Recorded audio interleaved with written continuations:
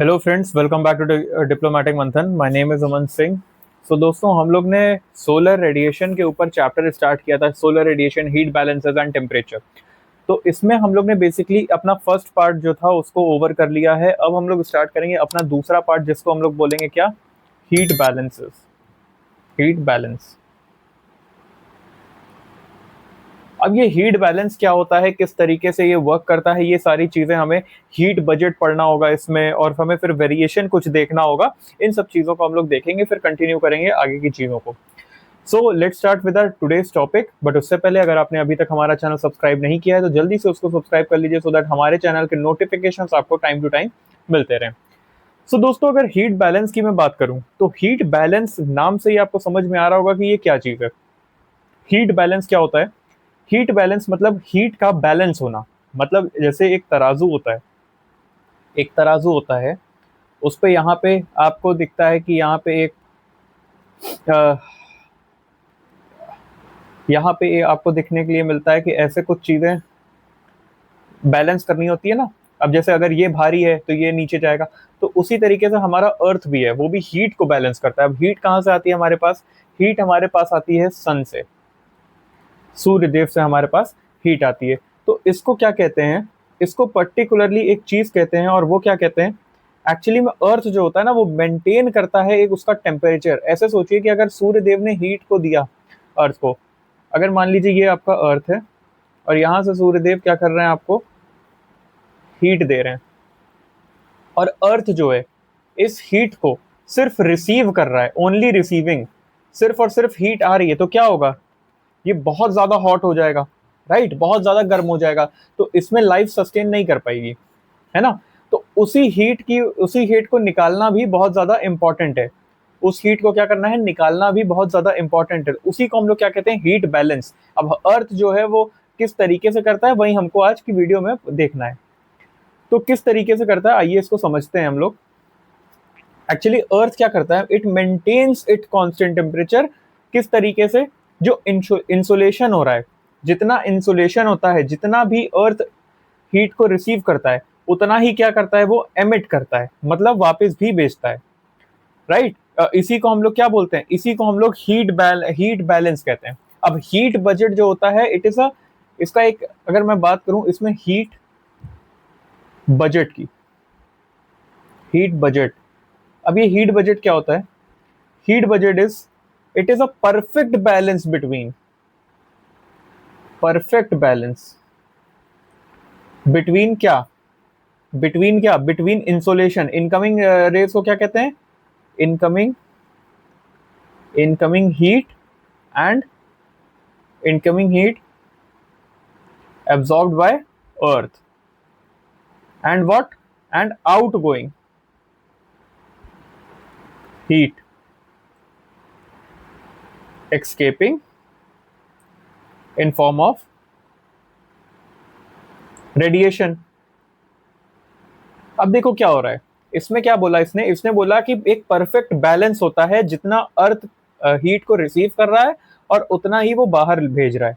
इसका बैलेंस जो होगा उसको क्या बोलेंगे? हीट बजट कहेंगे, राइट। Heat budget. मैं आपको एक डायग्राम के माध्यम से इसको एक्सप्लेन करूंगा। एक डायग्राम के माध्यम से आपको इसको एक्सप्लेन करूंगा, तो आपको बेटर समझ में आएगा। देखिए, होता क्या है, कुछ इस प्रकार से चीजें होती हैं। ये एक बॉक्स बना दिया है मैंने, और इसके थ्रू मैं आपको एक्सप्लेन करने वाला हूँ। इसमें होता क्या है कि यहाँ पे हमें देखने के लिए मिलती है क्या? शॉर्ट वेव रेडिएशन होते हैं। पहली बात तो शॉर्ट वेव रेडिएशंस। अब देखो क्या होता है यहाँ पे। सबसे पहली चीज क्या होती है? हमें सबसे पहले देखने के लिए मिलता है total solar radiation. Total solar radiation हमें देखने के लिए मिलता है यहाँ पे। अब मैं इसको आपको पूरा एक्सप्लेन करूंगा कैसे कैसे चीजें हो रही हैं।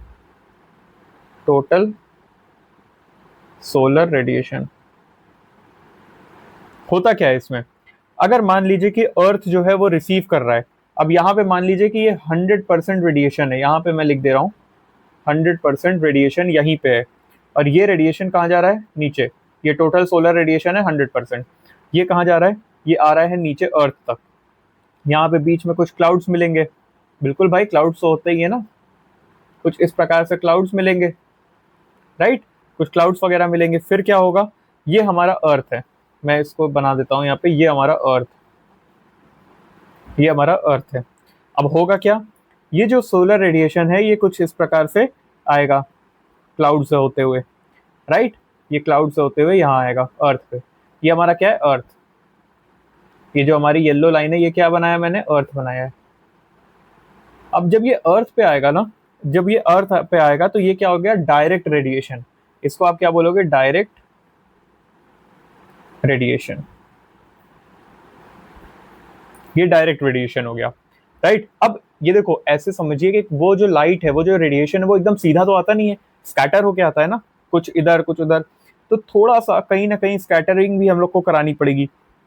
तो स्कैटर होके कुछ इधर से आ जाएगा हमारे पास अर्थ के पास, और कुछ इधर से भी आएगा, राइट, ऐसे होगा, कुछ इधर से आएगा कुछ इधर से आएगा, बिल्कुल आएगा। अब होता क्या है, जो ये वाला है, it has been absorbed by कुछ परसेंट जो होता है वो कौन एब्जॉर्ब कर लेता है, अपना एटमॉस्फेयर। और कुछ होता है जो स्कैटरिंग होता है, ये स्कैटर्ड है, ये क्या है हमारा, स्कैटर्ड वाला है, स्कैटर्ड रेडिएशन। कुछ स्कैटर्ड को एटमॉस्फेयर एब्जॉर्ब कर लेता है, और कुछ जो होता है जो स्कैटरिंग के बाद भी अर्थ तक पहुंच जाता है। और यहाँ पे हम कह देते हैं, मान लीजिए ये 17 है, 17% आपका यहाँ पे आ गया, राइट। ये क्या हो गया, इट इज एब्जॉर्ब्ड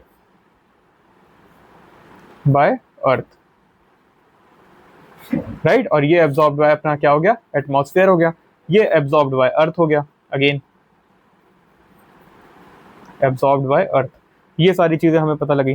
कुछ जो होगा आपका इसी में से स्कैटरिंग के बाद भी कुछ जो होगा वो स्पेस में स्कैटर कर जाता है, मतलब जरूरी नहीं सारा अर्थ पे ही जाए, वो कुछ स्पेस में भी चला जाएगा, कुछ स्पेस में भी चला जाएगा। और कुछ जो होगा क्लाउड से रिफ्लेक्ट होके वापस आएगा, कहाँ पे, यहाँ पे आया, और यहाँ पे रिफ्लेक्ट होके क्या होगा, वापस आपका किधर आ जाएगा, स्पेस में, right. Reflected back, reflected back, वापस रिफ्लेक्ट हो जाएगा, और कुछ अर्थ भी रिफ्लेक्ट बैक कर देगा। अब मेन मुद्दा यह है कि अर्थ ने कितना ऑब्जर्व किया, कितना एब्जॉर्ब किया, सॉरी ऑब्जर्व नहीं, एब्जॉर्ब किया। देखिए क्या हुआ, 100% रेडिएशन था, राइट। 100% रेडिएशन में हमारा जो 34% था वो कौन ले गया, अर्थ ने एब्जॉर्ब कर लिया डायरेक्टली जब आया, राइट। कुछ जो क्लाउड ने उसको वापस भेजा वो था कितना, 27%। फिर कुछ अर्थ ने वापस भेजा, वो है 2%। एटमॉस्फेयर ने कितना एब्जॉर्ब किया, 14%। यहाँ कितना हुआ, 17, और ये लगभग लगभग 6%। तो इन सबको मिला के हमारा जो रेडिएशन था वो कुछ इस हिसाब से हमें देखने के लिए मिला कि इस तरीके से हीट बजट जो होता है वो काम करता है। ये थी बात शॉर्ट वेव रेडिएशन की। अब लॉन्ग वेव रेडिएशन को आपको इतना ज़्यादा इन डेप्थ समझने की नीड नहीं है, इतना ज़्यादा इन डेप्थ समझने की नीड नहीं है। उस पर अब हम लोग आते हैं, इसलिए अब हम लोग आते हैं किस पे, अब हम लोग आएंगे वेरिएशन पे, राइट। वेरिएशन ही net heat budget at earth surface. तो अब हम लोग किस पे आएंगे, variation, variation in net heat budget at earth surface, earth surface. तो चलो अब ये चीज हमें देखनी है। इसमें सबसे पहली चीज हमें क्या देखने के लिए मिलती है, हमें मिलती है लैटिट्यूडनल रेडिएशन डिस्ट्रीब्यूशन। अब ये क्या होता है,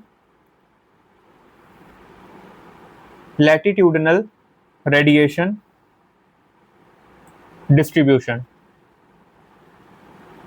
ये होता क्या है, ये क्या होता है, this is basically a thing जिसमें हमें क्या मिलता है, it is between 40 degree north and south के बीच में जो आता है वो यहाँ पे आता है, right. North and south 40 degree के बीच में जो आएगा उसको हम लोग कहेंगे। अब there is notable surplus in radiation balance. यहाँ पे क्या मिलता है हमें, हमें एक नोटेबल सरप्लस देखने का मिलता है। सरप्लस मतलब समझते हो, ज्यादा, सरप्लस, सरप्लस मिलता है हमें एक, राइट, रेडिएशन बैलेंस में, रेडिएशन बैलेंस में हमें सरप्लस देखने के लिए मिलता है।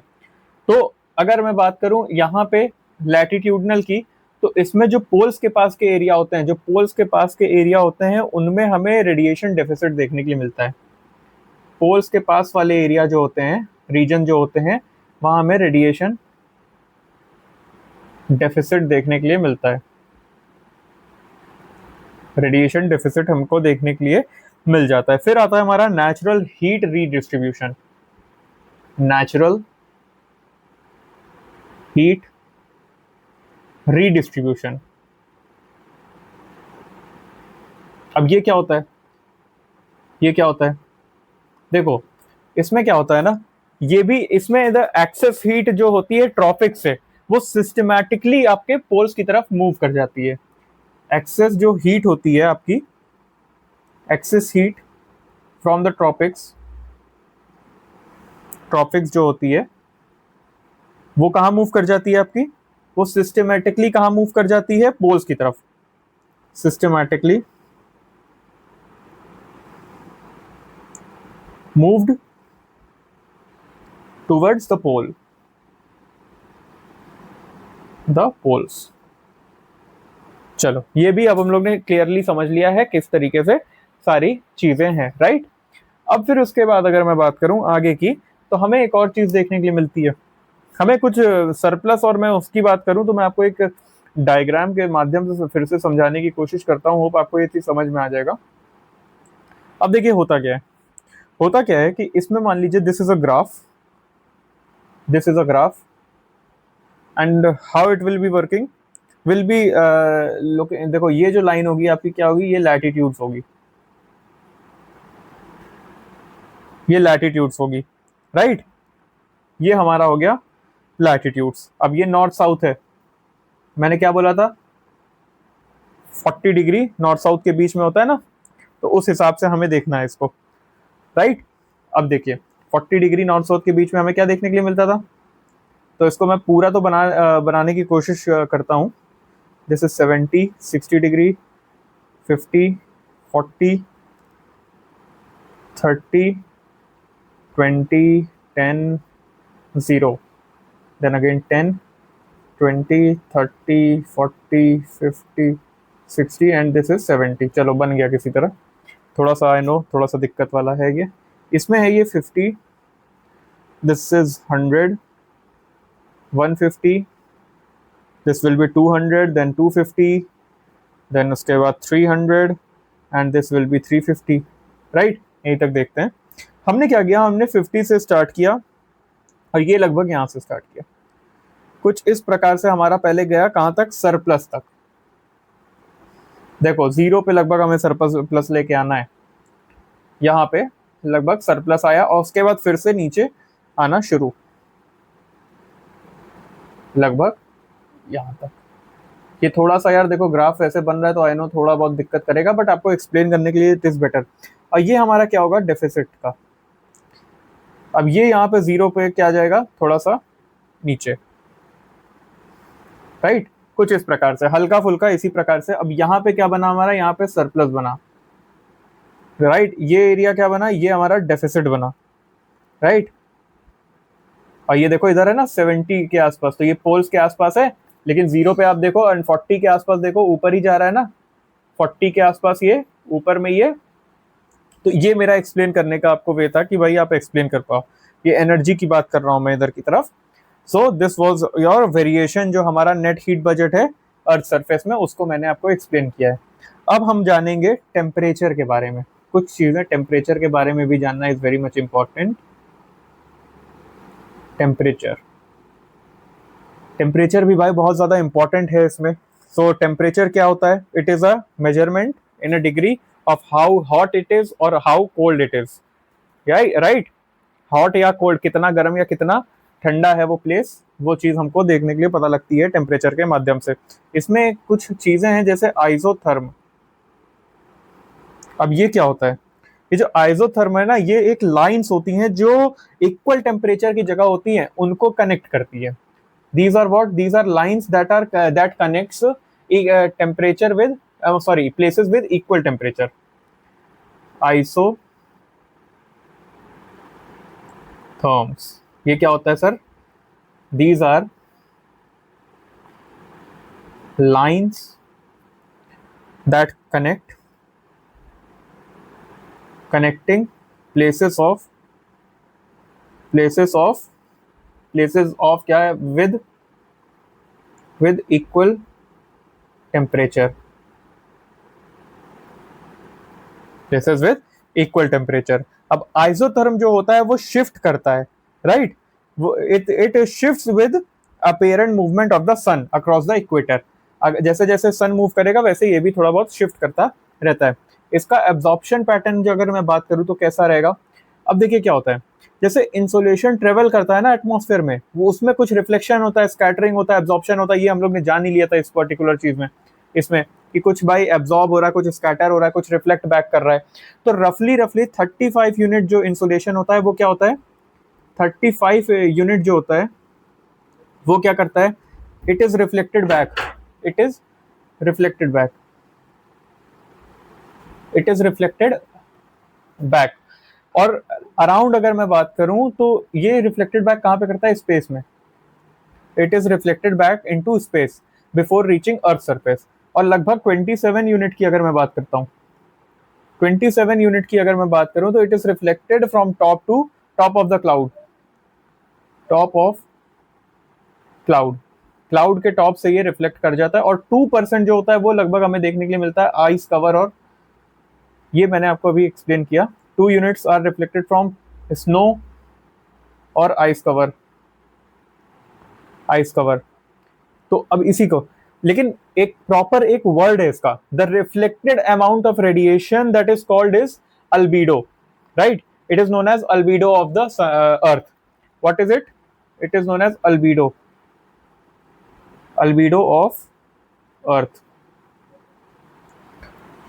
So the amount of insolation that has been reflected back to space is known as albedo. This was all about this particular thing, right? अब इसमें नॉर्दर्न हेमिस्फेयर में आइसोथर्म किस तरीके से रहता है, अगर नॉर्दर्न हेमिस्फेयर की बात करें तो in northern hemisphere it is what, it is a little bit irregular और क्लोजली शेप्ड आइसोथर्मिस। बिकॉज क्या होता है, अब देखो नॉर्दर्न हेमिस्फीयर में हमें क्या देखने के लिए मिलता है, हमें ट्रॉपिक्स देखने के लिए मिलते हैं, जो सन होता है, सन बहुत पास में होता है, इस वजह से डाइवर्सिटी बहुत ज्यादा होती है। डाइवर्सिटी की वजह से हमें क्या देखने के लिए मिलता है, जो क्यों होती है डाइवर्सिटी, बिकॉज ऑफ हीट। तो हमें प्लेसेस जो होते हैं वो क्लोजली स्पेस्ड दिखते हैं, आपको सेम टेम्परेचर की जगह आसपास देखने के लिए मिल जाएगी, right. So what it is isotherm, isotherms are closely irregular or closely spaced. Isotherms are irregular or closely spaced. और वहीं अगर मैं नॉर्थर्न की सदर्न की बात करूं, साउथ की अगर मैं बात करूं तो साउथ में क्या होगा, साउथ में it will B aligned, right, meant to align with latitude, like earth will be bending towards land and water heat, right, bend due to isotherm meant to align with latitude, isotherm, इसमें isotherm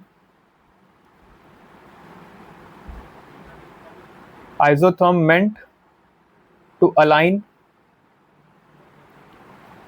with latitude, right, on uniform earth, bend due to land water heat difference। अब land water में heat difference होता है ना, heat difference। So this is particular thing जिसमें general rule आपका isotherm का, if I talk about the general rule, that is isotherms are crossing from land to sea, bend towards the pole in winter and equator में कब bend करते हैं, जब summers आता है, right। तो this is a thing, आपका particular thing जो है वो मैंने explain कर दिया है। Now I will be talking about factors that are controlling temperature distribution, we'll be talking about factors that are controlling temperature distribution, we'll be talking about factors that are controlling your temperature distribution, because it is very much important also, like temperature किस किस चीजों पे पहले depend करता है ये हमें जानना, like latitude, it will be depending upon latitude, it will be depending upon insolation, then altitude, albedo, distance from the sea, all of these factors are responsible for this particular controlling of temperature distribution, because देखो latitude ज्यादा होगा तो क्या होगा, right, latitude, latitude, then will be talking about insolation, कितनी heat receive हो रही है, then other thing will be albedo, कितना रिफ्लेक्ट बैक कर रहे हैं, then it will be distance from the sea, distance from sea. ये सब चीजें जो फैक्टर्स हैं ये सब हमारे कहीं ना कहीं इन टेम्परेचर को अपने टेम्परेचर डिस्ट्रीब्यूशन को कंट्रोल करते हैं, right. It is a direct like latitude has a direct control on temperature as insulation is inversely proportional. अब ये इंसुलेशन जो होता है ये क्या होता है, इनवर्सली प्रोपोर्शनल हो जाता है, 1 by insulation is inversely proportional to what, latitude. तो ये इसमें से आप चाहो तो लैटिट्यूड लिखो या तो इंसुलेशन लिखो, right any one point, you can write insolation or you can write latitude, both are not very much important, right। So distance from the sea की अगर मैं बात करूं, the place situated near the sea comes in the moderating influence of the sea, because land breeze और sea breeze जो होता है ये हमें वहां पे factors देखने के लिए मिल जाते हैं। फिर इसके साथ कुछ और भी factors हैं, other factors that are controlling the temperature distribution, these are like air mass circulation, ocean currents जो होता है, air mass circulation होता है, फिर prevailing winds हो गया, aspects of the slopes हो गए। These are some factors, other factors that are also responsible for this particular thing. Now we have to start with another topic, that is temperature inversion. What is temperature inversion? Anyone? Temperature inversion, as the name suggests, as its name suggests, it is a very important thing. It is actually a reversal of normal behavior of temperature. Like the temperature behaves its normal behavior, like the temperature behaves, usi ka ulta is what, temperature inversion. It is what it is, it is a reversal, reversal of normal behavior of temperature. I'm really sorry for my handwriting, but I think you are getting to understand what I am trying to speak. अब देखो क्या होता है कि इसमें क्या होता है, टेम्परेचर जो होता है, टेम्परेचर जो होता है इट ड्रॉप्स, टेम्परेचर कम होने लगता है as the altitude increases, as increases, जैसे जैसे एल्टीट्यूड बढ़ाओगे टेम्परेचर क्या होगा, कम होता रहेगा, राइट। तो ये चीजें हमें देखने के लिए मिलती हैं। अब अगर हम बात करें ट्रोपोस्फेयर में, है ना, troposphere in which layer of cool air at the surface is overlain by layer of warmer air, right. ये चीज आपको अब एक्सप्लेन कर दी है मैंने, you have understood, I hope you have understood this. So अगर इसमें बात करूं आइडियल कंडीशन टेम्परेचर इन्वर्जन की, अगर आइडियल कंडीशंस की बात करूं तो अगर लॉन्ग विंटर नाइट है, लॉन्ग विंटर नाइट, उसके बाद आपका अगर क्लियर स्काई है, या क्लियर स्काई मतलब बादल वगैरह नहीं है, क्लियर स्काई है, फिर स्टिल एयर है, स्टिल एयर, स्किल नहीं स्टिल, स्टिल एयर है, देन ड्राई एयर भी होनी चाहिए इसके साथ। तो these are some what, these are some your ideal condition for temperature inversion. अब अगर इसका इफेक्ट की बात करूं तो लोअर एटमॉस्फेयर बिकम्स स्टेबल, अगर इसके इफेक्ट की बात करूं तो लोअर एटमॉस्फेयर जो होता है वो स्टेबल हो जाता है, उसमें उसकी वजह से क्या होता है, जो स्मोक डस्ट और अदर पार्टिकल जो होता है ना वो उसमें ट्रैप हो जाता है, right. It tends to formation of dense fog. आप कभी देखते हो ठंडियों में क्यों इतना पोल्यूशन होता है, this is the reason actually, formation of a dense fog is done by this only. अब हिली एंड माउंटेनियस टेरेन में हमें इन्वर्जन प्रोसेस देखने के लिए मिलता है एयर ड्रेनेज की वजह से, right, it is known as what, air drainage. In hilly and mountainous terrains, inversion is due to the process known as air drainage, right।